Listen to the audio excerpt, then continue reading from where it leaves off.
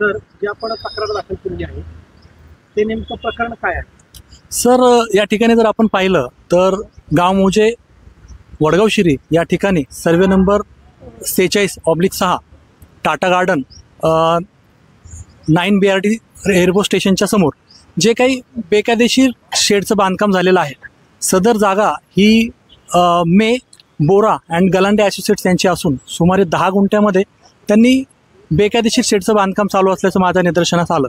त्याच्यामुळे आत्ताच कुदळवाडीमध्ये जे काही अतिक्रमणाची कारवाई झाली त्याला अवघे 15 दिवसही उलटले नाही आहे आणि हे सगळं डोळ्यासमोर असताना या ठिकाणी इतकं मोठ्या प्रमाणात कुठली परवानगी न घेता ह्या बोरा आणि गलांडे ॲसोसिएट्सनी इतक्या मोठ्या प्रमाणात शेडचं बांधकाम सुरू केलेलं आहे. आणि सर्वात महत्त्वाचं, हे जे बांधकाम केलेलं आहे हे बांधकाम हे 9 BRT एअरपोर्ट स्टेशन आहे त्याच्यासमोरच केलेलं आहे. तर माझ्या मते, मला जेवढं माहिती आहे, ज्ञात आहे, तर त्याच्यामध्ये असं आहे की एअरपोर्ट स्टेशन हे जे आहे डिफेन्स सेंटर आहे, त्याच्यामुळं 900 मीटरमध्ये जर तुम्हाला काही बांधकाम करायचं असेल, काय करायचं असेल, तर किमान त्यांना ते इंटिमेट करावं लागतं, त्यांची परवानगी घेणं गरजेचं आहे. आणि तो विषय राहिलाच. परंतु यांनी जे बेकायदेशीर बांधकाम केलं तर हे करण्यासाठी यांनी पुणे महानगरपालिकेमध्ये जे काही कार्यालय नियुक्त केले आहेत त्यांची परवानगी घेतलेली आहे का हे सर्रास सुटलेले आहेत? माझं असं म्हणणं आहे की मी आता ही तक्रार केलेली आहे. मी मान्य महापालिका आयुक्तांना तक्रार केली आहे, मी शहर अभियंत्यांना तक्रार केली आहे, मी उप अभियंत्यांना तक्रार केलेली आहे, कनिष्ठ अभियंता झोन क्रमांक 1 यांना तक्रार केली आहे. परंतु अद्याप मला असं वाटलं की ह्या अर्जाला गांभीर्याने ते पाहतील आणि लवकरच कारवाईचं कुठंतरी मला ते दिसेल. परंतु हे सर्रास चाललेलं जे काही अनधिकृत बांधकाम आहे याला खरंच कोणी आका नाही आहे का, असा माझा सवाल हा आयुक्तांना आहे किंवा संबंधित अधिकारी कर्मचाऱ्यांना आहे.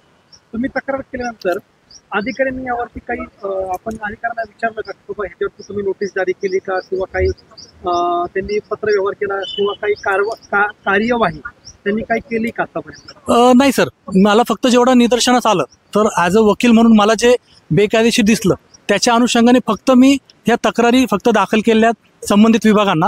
अद्यापही माझं काही त्या अधिकाऱ्यांशी बोलणं झालेलं नाही. तुम्ही एक म्हणता की याच्यामध्ये कोणीतरी यांना आका आहे, तर तुम्हाला कोण वाटतं याच्यामध्ये कोण यांना मदत करत असेल? नाही सर, मला एवढंच म्हणायचं आहे, आका म्हणजे बाबा आता आपल्या डोळ्यासमोर जिवंत उदाहरण आहे की कुदळवाडीला पिंपरी चिंचवड महानगरपालिकेमध्ये एवढ्या मोठ्या एकरामध्ये बेकायदेशीर बांधकामावरती अतिक्रमणाची कारवाई झाली. लाखो लोक ज्यांचा काही उद्देशही नव्हता, त्यांच्या ध्यानामानातही नव्हतं की आमच्यावरती कारवाई होईल, म्हणून त्यांनी आपल्या आयुष्याची पुंजी सगळी त्याच्यामध्ये टाकली होती. अशा वेळेस गाफील राहून त्यांच्यावरती अतिक्रमणाची कारवाई केली, ते उद्ध्वस्त झाले. परंतु असे बलाढ्य व्यावसायिक आहेत जे याच्यामध्ये बेकायदेशीररित्या बांधकाम करून शेडचं बांधकाम करतात आहे. तर माझं असं म्हणणं आहे की बाबा ह्या बेकायदेशीर बांधकामांना कोणी नियंत्रण करते की नाही, म्हणून मला म्हणायचं की यांचं कोणी आका आहे की नाही यांच्यावरती नियंत्रण ठेवणारा, एवढाच माझा उद्देश आहे. तर जी आता तुम्ही चळवळ सुरू केली आहे तर ही कोणत्या आकाशापुढे दिसत आहे किंवा असं काय ह्याच्या पुढे हे असे तुम्ही चळवळ सुरूच ठेवणार आहात?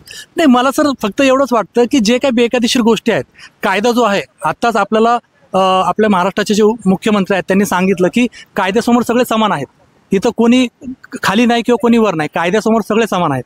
त्याच्यामुळे माझं असं म्हणणं आहे की कुदळवाडीमध्ये जेव्हा जर अतिक्रमणावरती एवढी मोठी कारवाई झाली बेकायदेशीर असून, मग हे जर शेड आहे आणि ज्याच्यावरती कुठली परवानगी घेतल्याचं दिसत नाही आहे, मग ह्याच्यावरती कारवाई का होत नाही?